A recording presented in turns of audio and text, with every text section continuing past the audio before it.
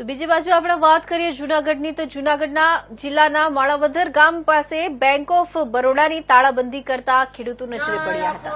2019 અને 20નો પાક વીમો સરકારે મંજૂર કર્યો છતાં ખેડૂતોના ખાતામાં જમા ન કરતા ખેડૂતો રોષે ભરાયા હતા।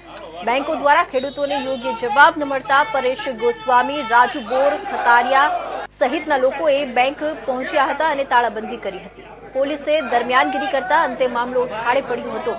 ખેડૂતોને તેના પાક વીમાની રકમ 25 જુલાઈ સુધીમાં ખાતામાં જમા આપવાની બેંક મેનેજરે લેખિતમાં ખાતરી આપી હતી।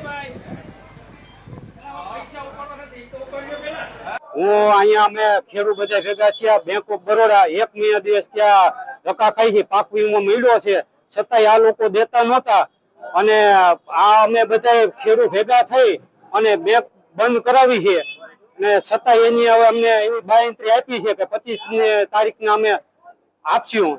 હવે શું કરે છે આગળ અમે જોઈએ। આજરોજ જુનાગઢ જિલ્લાના માણાવદર ગામે જે બહારપરાની અંદર આવેલી બેંક ઓફ બરોડા નામની જે બેંકની શાખા છે, જ્યાં અનેક ખેડૂતોના ખાતા છે, જે ખાતાની અંદર આમ તો 2019-20નો જે પાક વીમો હતો એ મંજૂર થયો હતો।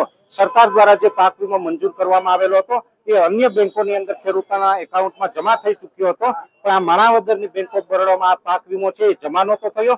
ખેડૂતો વારંવાર ધક્કા ખાતા હતા ત્યારે ખેડૂતોને ડરાવવા ધમકાવવામાં આવતા હતા અને કોઈ જ પ્રકારનો ચોક્કસ જવાબ નહોતો આપવામાં આવતો। ત્યારે આજે હું નવનીતભાઈ કાનગડ, મારી સાથે રાજુભાઈ બોરખતરિયા, હું પરેશ ગોસ્વામી અને અમે અનેક ખેડૂતો આજે સાથે મળીને અહીંયા માણાવદર ખાતે આવ્યા એટલે શરૂઆતમાં બેંક મેનેજરને રિક્વેસ્ટ કરી, રજૂઆત કરી, ત્યાર પછી પણ અમારો મામલો સોલ્વ ન થયો એટલે આજે બેંકને તાળાબંધી કરવામાં આવી। તાળાબંધી કર્યા બાદ પોલીસને પણ બેંક દ્વારા બોલાવવામાં આવી હતી અને એ પછી અમારી બેઠક થઈ અને બેઠકની અંદર સુખદ અંત આવ્યો છે, જેની અંદર બેંક દ્વારા અને મેનેજર દ્વારા લેખિતમાં આપવામાં આવ્યું છે જે 1100 ખેડૂતોને જ્યાં પાક વીમાની રકમ આપવાની છે એ તારીખ 25 જુલાઈ 2025 સુધીમાં તમામ ખેડૂતોના ખાતામાં છે એ જમા કરી દેવામાં આવશે। અને આ રીતે આજનું જે આંદોલન હતું, જે તાળાબંધીનું આયોજન હતું, એનો સુખદ અંત આવ્યો છે અને આ વિસ્તારના તમામ ખેડૂતોની જીત થઈ છે। જય જવાન।